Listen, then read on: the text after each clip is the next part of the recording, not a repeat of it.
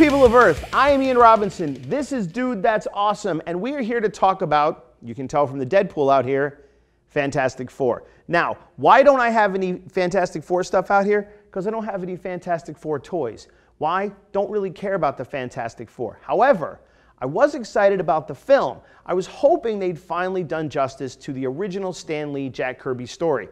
So, did they? No. Now, it's no secret that the film is tanked. It's no secret that the film has got like an 8% approval rating on Rotten Tomatoes. It's no secret that everybody hated it. So, what went wrong? I mean, I could do a whole review of the film and say the pacing was off, the script was bad, there was no action, the bad guy doesn't come in until the last like 25 minutes of the film. I could go into all of that, but that's not really the problem. Anybody can see that it's a garbage film and that it's poorly made. But why was it poorly made? It seemed to start with such promise. I have to say this, I like Josh Trank as a director, or at least I liked Chronicle. Now, I don't excuse his behavior on set and all the wild stories of him being a dick, but I understand that kind of pressure.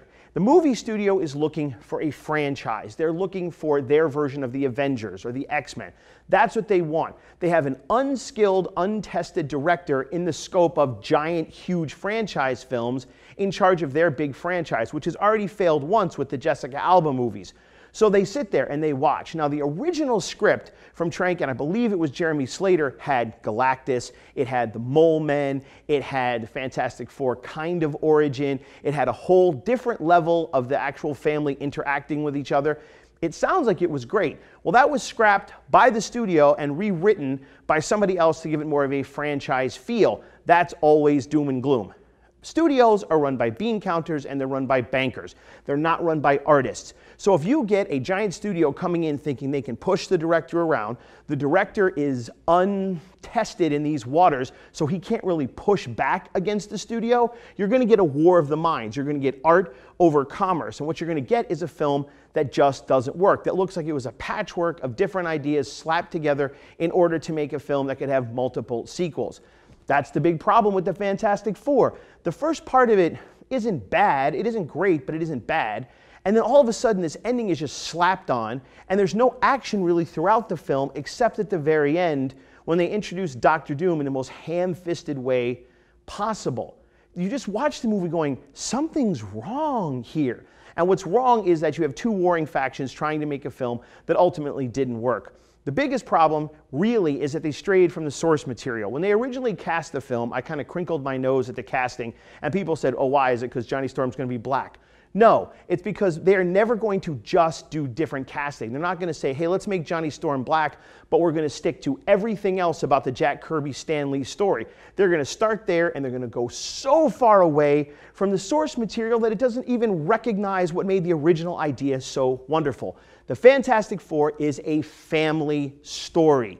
It is not just a superhero story. It's more of a family story than the Avengers or anything else. If you want to look at a great way to do a Fantastic Four film, look at The Incredibles. That's the dynamic. Reed Richards is the dad, Sue is the mom, Ben is the angry older brother, and Johnny is the cocky brother.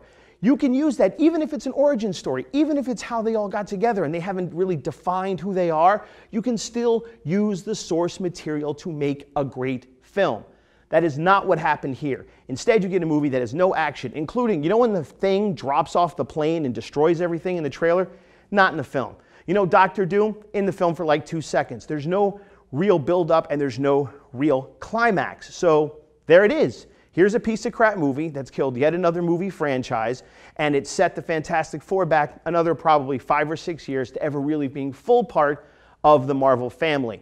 The only silver lining here is that it is so fucked overall that maybe the rights will go back to Marvel and they'll be able to reintroduce them in another film slowly and then give them one more shot to make a franchise.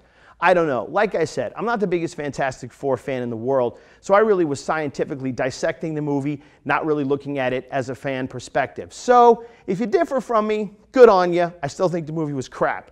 Well, that's it for my review of the Fantastic Four. More really a clinical breakdown of how movies can suck. I'm Ian Robinson. This is Dude That's Awesome. Thanks so much for tuning in. We'll be back soon.